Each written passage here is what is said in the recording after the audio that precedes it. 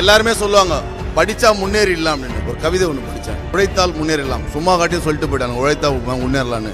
எங்கள் சாமு தாத்தா இன்னும் உப்பு வண்டி எடுத்துனுறாரு, 60 வயசு ஆயிடுச்சு, இன்னும் உப்பு வண்டி தான் எடுத்துனுறாரு.